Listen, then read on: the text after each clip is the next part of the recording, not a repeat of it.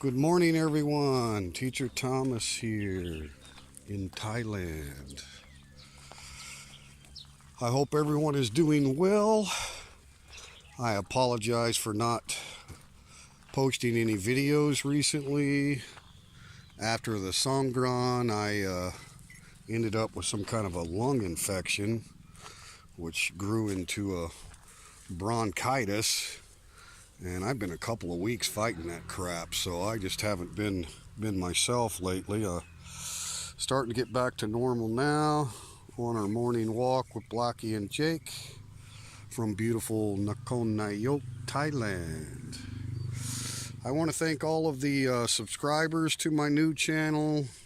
I'm up to about 140 subscribers now, and really appreciate your support. Had a lot of great comments on various videos.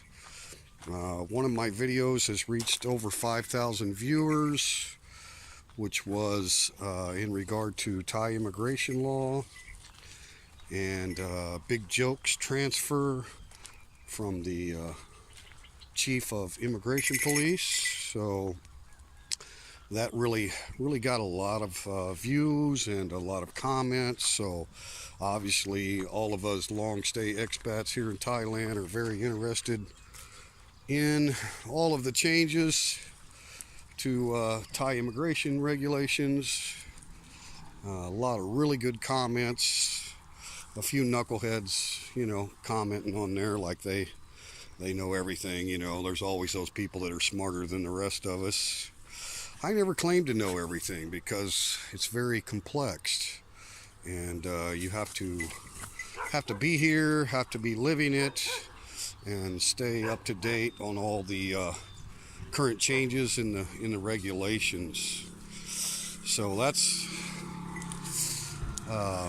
really what I want to talk about today. Is there's a lot of confusion about changes in Thai immigration law. Good boy, Jake. And technically, the Thai immigration law rules of income requirement for expats living in Thailand really hasn't changed. For the longest time, if you're on a retirement visa, you need 65,000 baht per month income, and 800,000 baht or 800,000 baht in a Thai bank account to extend your visa every year.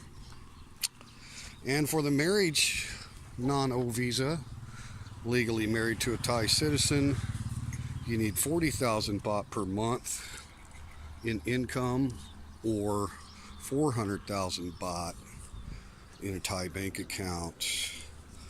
So what really changed was Big Joke's new police orders, which changed the requirements on how you prove those incomes. So the monthly income, a lot of us, especially from America, Australia, and the UK, we used to just go to our local embassy here in Thailand and get a sworn affidavit stating how much our monthly income is, whether it be pension or interest income or whatever the case may be. You just swore that this was the amount of income that you had from overseas, and they issued you an affidavit, and you could use that as proof of income to qualify for your 1-year extension. Now, the Australian, American, and UK embassies no longer issue those affidavits because when the new police order came out from Big Joke that changed the requirements for verification of income, basically the Thai immigration asked those embassies to verify those affidavits. In other words, the embassy actually needed to see proof that that citizen was receiving that exact amount of income before they issued the affidavit. And those embassies just weren't willing to do that. They just took the word of their citizens, and that's the way it's been done in the past, and it's never been a problem. But obviously they're trying to eliminate fraud, and they want to make sure that you have the necessary income to live in Thailand, whether you're retired or married to a Thai. So regardless of the fact that it really wasn't a change in the immigration law itself, that police order was like an internal regulation issued that changed how those requirements could be met. For example, even without a affidavit from your embassy, when these changes first started happening, a lot of expats, especially some friends of mine, including myself, were like, well, I'll just take my Social Security statement. You get a Social Security statement at the end of the year that shows, your tax income for your pension. And so right there's the number. I mean, it's a legal document from Social Security that you can send on to the IRS showing how much your pension is, and gives you the lump sum total for the year. Obviously divide that by 12 months and you can prove that your pension is $40,000 a month or above, or $65,000 a month and above, depending on which visa you're extending. So a lot of people are like, well, I'll just use that instead of my affidavit that the embassy will no longer give me. Well, that's not going to work. Okay, so yeah, that's a legal document accepted in your home country as proof of the total amount of your pension. So you would think that would suffice, but it doesn't. So with all that confusion going on, a lot of the embassies and expats contacting immigration attorneys were like, okay, so we need clarification. What can we use to prove our monthly income, right? Maybe we don't want to do a big deposit in a Thai bank. We just want to prove our monthly income, and they're not accepting any forms that we have from our home country. So what do we do? So then there was a second police order issued which clarified that and stated clearly that the only way to prove your monthly income is to show those deposits every month into a Thai bank account.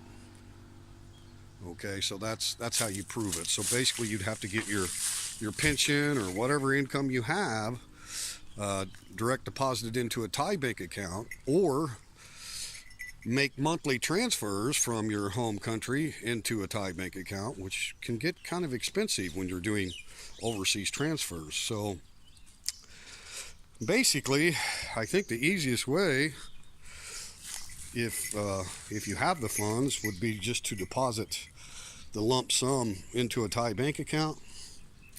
That way you don't have to show a deposit coming in every month. You just show, yes, I have the required amount. In my case, I'm on a non-O. I'm married to a Thai citizen, so I deposited the 400,000 Thai baht in a Thai bank account in my name. Back in January, I wanted to make sure I had a full 3 months before my application. The first year, you're only required to have it in there for 2 months, but the second year it's going to be 3 months, so I thought, well, I'll just do the 3 months. I had the money to do that, so it wasn't a big problem for me. You're looking at the current exchange rate, right around 13,000 US dollars, So I've had that deposited in the bank for 3 months. If you're retired, you're going to have 800,000 baht in the bank, so double, so $26,000. Well, there's clarification on maintaining a balance if you're on a retired visa. Your first 90-day report, you're going to have to show that you still have that 800,000 Thai baht in a bank. So it wasn't enough to just have that balance before 3 months before your application. They actually want to see you maintain that balance in the bank, and then I think after your first 90-day report, on your second 90-day report, you still need to show your bank book again, updated, the day of your 90-day report. And you weren't allowed to withdraw under 400,000 baht. So basically the way it worked out is, almost 7 months of 800,000 baht in the bank, and then after that 400,000 baht in the bank. And of course, before you extend it the next year, you got to get it back up to 800,000 baht. So most people that can afford it are just going to have that 800,000 baht in the Thai bank and just leave it there for the year. It just makes it easier. But what if you can't afford that? And here's the other thing: because you're a guest here in Thailand, you don't draw interest income. So you're not going to draw any interest on that money sitting in the bank. So it's just kind of like digging a hole and putting your money in there, right? I mean, you're getting no benefit out of it whatsoever. So anyway, that was a stipulation on maintaining, the required balance even after your visa has been approved for retirement. But there really was no stipulation on the marriage visa other than 2 months before your application on the first year, 3 months before on the second year, that 400,000 baht in the bank, right? So I go to immigration to extend my visa for the 4th time, my Nano visa, which has been continuous since 2015. I'm still on the same visa. My wife and I are happily married. So anyway, I updated the bank book the day of my application. Also got a bank statement showing the history of the account and a certified letter from the bank. So there was 3 documents there proving that the 400,000 baht had been in the bank since January 2019. So my application was accepted. So basically approved. We're waiting for the immigration officers to visit the house, as they always do every year. So let's take a break. Come on. Sit. Sit. Sit. Boy, good girl. So anyway, all is well and good, right? 400,000 baht. Been in there for the necessary time frame. And then I asked the immigration officer, after the application was accepted, whether I could go ahead and withdraw that 400,000 baht. Because what I kind of like to do really is what I've done in the past, because we didn't have these requirements. I just keep the money in my Thai wife's bank account. I trust her 100%. There's no issue there. So, and because she's Thai and have those holdings in her account, she can draw interest on that. It's not a whole lot, but I mean, you're making money for having money sitting there. Anyway, the immigration officer said no, you can't take that money out when you come for your 90-day report. You're going to have to show me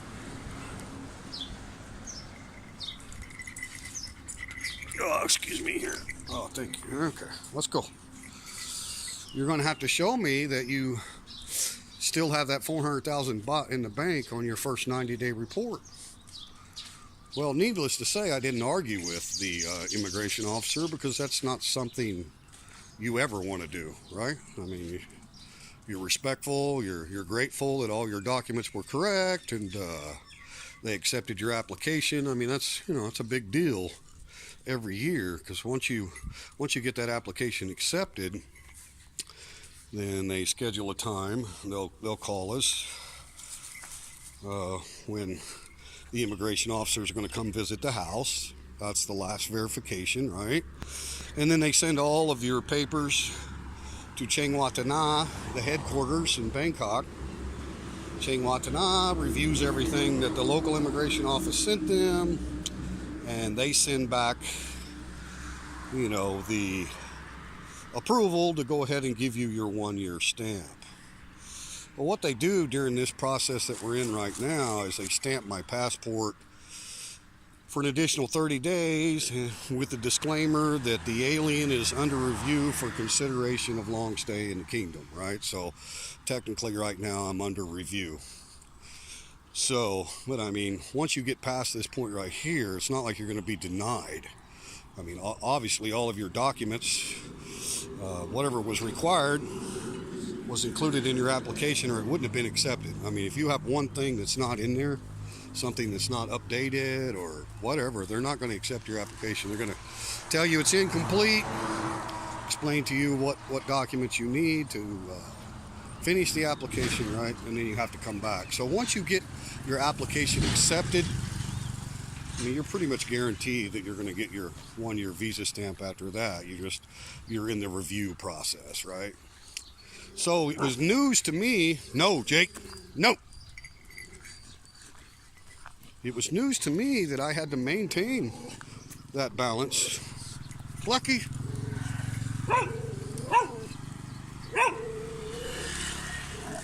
Hey, settle down. Jake, no.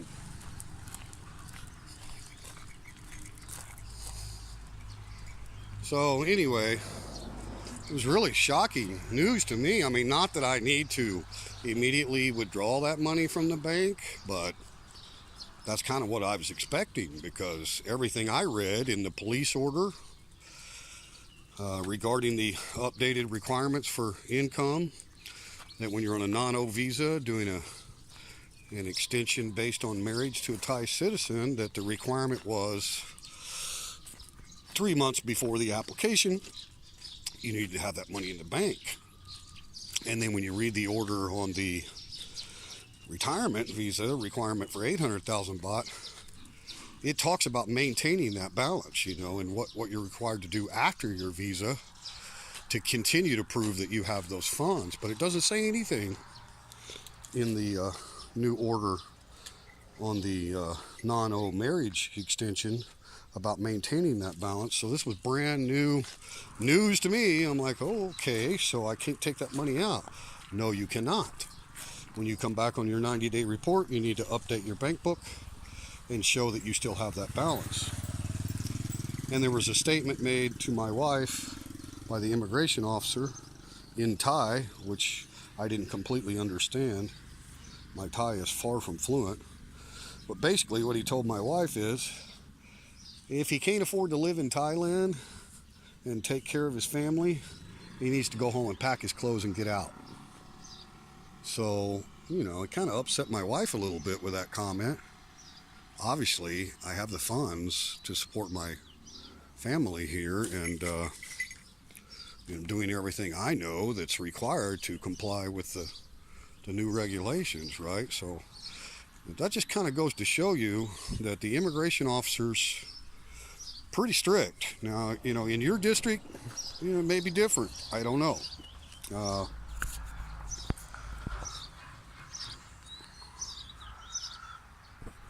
That's the thing, you know, there's a lot of talk about, well, you know, thank you for providing information, but, you know, every immigration office is different and require different things and all that. And I do understand that to a certain degree, but you have to understand there's only one country. There's only one set of immigration laws for Thailand. So although the immigration officers do have discretion, all those applications are going to go to Chiang Watana, you know. So the documents that are required, and based on any new police order or new internal regulations, you know, they're going to be required regardless of what province you live in. So we're basically all under the same law. Now, this is my second year here in this district of Nakhon Nayok, which we're under the jurisdiction of Chong Tong Sao.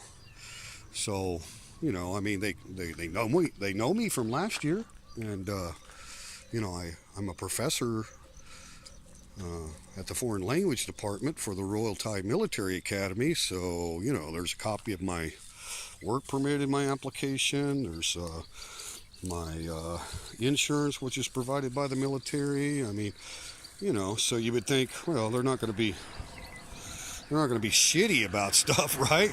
They're not going to make a statement to your wife about packing your clothes and getting out of the country. Well, they did, you know. They absolutely did make that statement. And so, you know, there are those issues where you feel like, hey, you know, the immigration police, they just really don't care. what your position is or how you're contributing to the country, you know. They can make those statements, pack your clothes and get out, whatever. Well, I never suggested that I wasn't able to leave that 400,000 Thai baht in the bank for an additional 3 months. You know, I wasn't aware that I needed to. So that's why I asked the question about, so can I go ahead and withdraw now, you know? Because what I basically was going to do is just put it back in my wife's account so that it, you know, draws some interest. But anyway, so, you know, being kind of set back that he's like, no, you have to show your bank account on your first 90-day report. I'm like, where is this coming from? Because, you know, I do my research, kind of try to stay on top of everything, and I've read all those police orders, and I didn't see that anywhere, right? So anyway, so I come back home, and I'm like, well, obviously that's what I'm going to have to do. It's what he said. And I have a friend who's an attorney in Bangkok. So I called him, and I'm like, I don't know if this immigration officer is correct or not. I haven't seen anything for marriage visa extension where you have to maintain your money in the bank after your visa is approved. You know, what is he talking about? And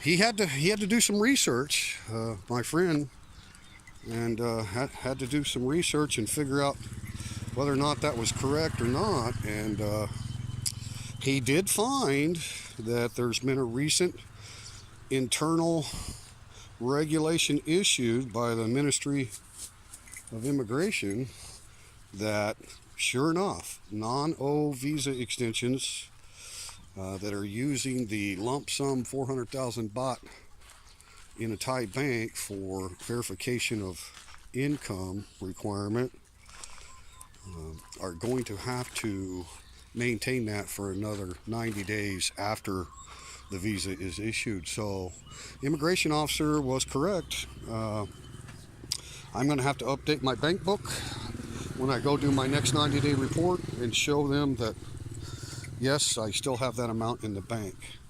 And after that, I can take it all out, do whatever I want until 3 months before my application again in 2020. And of course, I'm going to have to deposit it all again to meet the requirement. Now, obviously, this wouldn't affect you if you're using the monthly income verification. So if you're showing a Thai bank account and you're showing, for example, if you're married to a Thai and you're showing that you have 40,000 baht a month minimum coming in from coming in from an overseas source into your Thai bank account, right? So every month, whether it be the 3rd day of the month or the 15th day of the month or whatever it is, you're showing that deposit coming into that Thai bank account.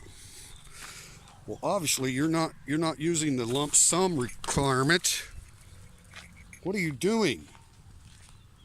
So you're good. I mean, when you go back for your 90-day report, you're gonna have to show again that the 3 months since you submitted your application that those deposits are still coming in.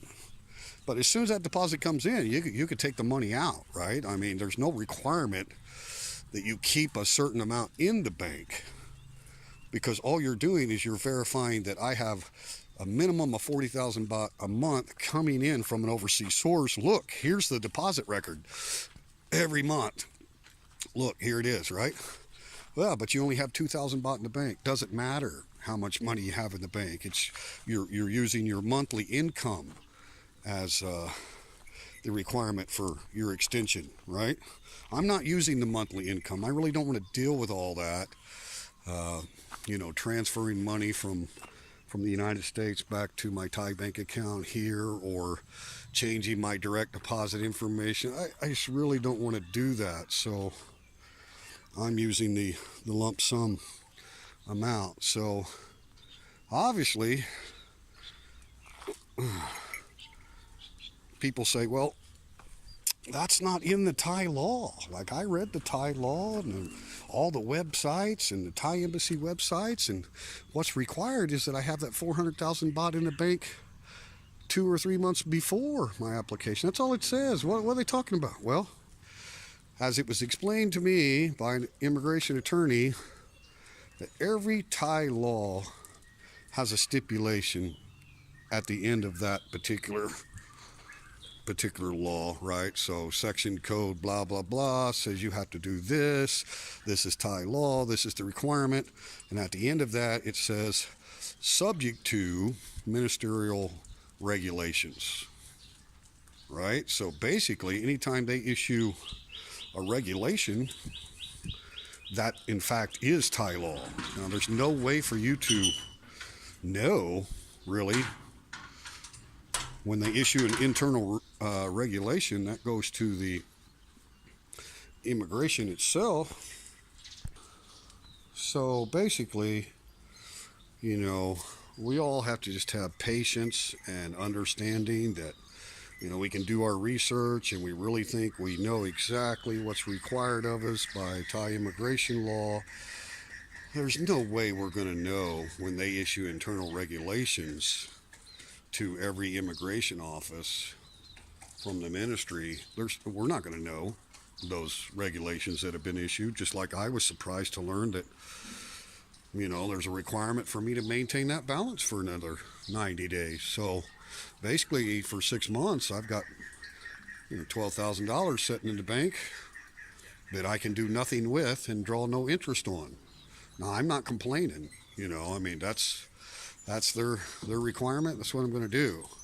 I could have just done the monthly deposits, of 40,000 baht every month, and not kept that 400,000 baht in the Thai bank, right? But I chose not to do that. I chose, because I just really don't want to mess with that transfer of money every month or change my direct deposit information on my pension, But I hope that gives everybody an idea that, when you go to the immigration office and you think, you've got all your T's crossed and your I's dotted, you know exactly what's going on, what's going to be expected, and the immigration officer tells you something that you had no idea, right?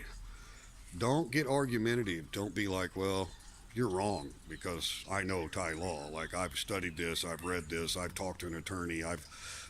Don't do that, because the problem is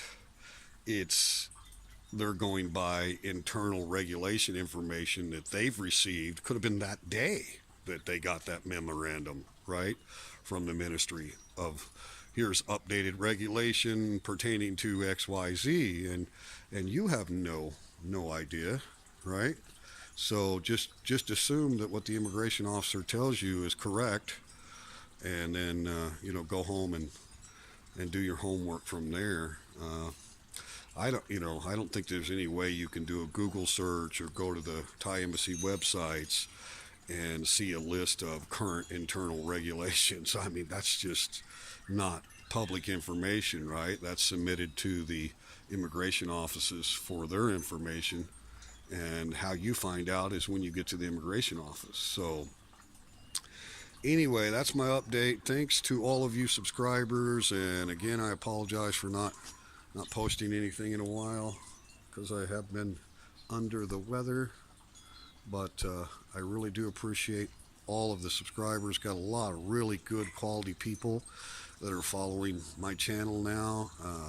Say the whole purpose of me creating the channel was to help people. I have no desires to do anything other than try to provide accurate information for people that are thinking about long stay in Thailand.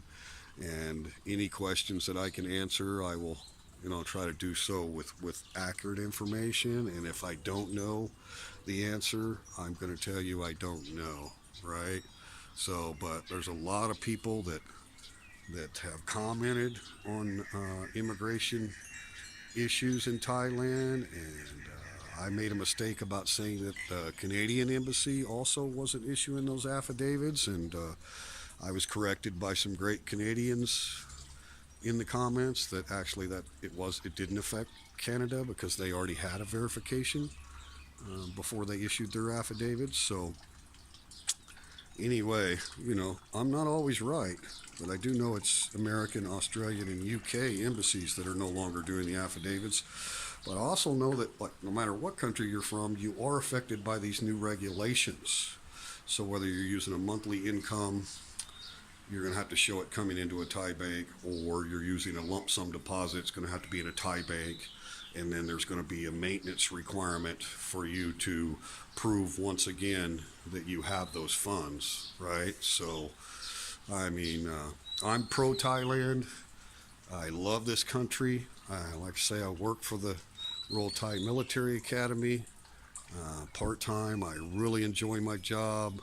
These are advanced cadets that are going to be officers when they graduate in the Royal Thai Military. So, I am pro Thailand, and I want all of the expats to understand why it is that these new regulations are happening, and let's all make sure we understand what we need to do to comply, right? Because that's what we want to do. Obviously, if we're interested in living here long stay, we want to comply. We don't want to have a conflict with our visa status. And Thailand is the jewel of all of Asia.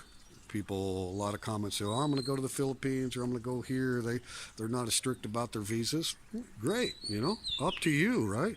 But Thailand is, compared to all the other Southeast Asian countries, I think is a much better country to live in. The infrastructure is much better.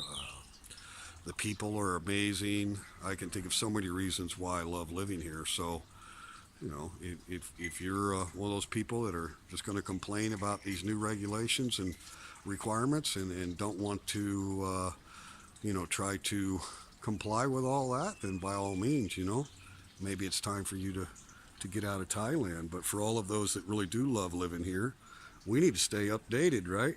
So we need to know what's going on, and so we can comply, because last thing we want to do is not know what's required of us, and then end up going to the immigration office and saying, hey, pack your clothes and get out.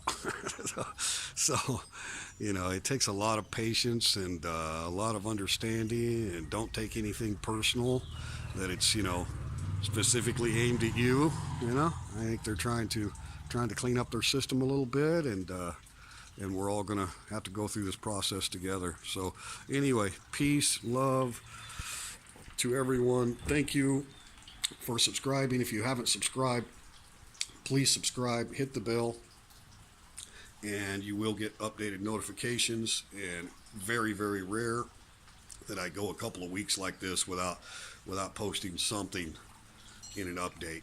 So please comment if you have any comments about your current immigration status, and I'll try to answer any questions that you have. Okay, remember, stay happy. Teacher Thomas, Thailand, out.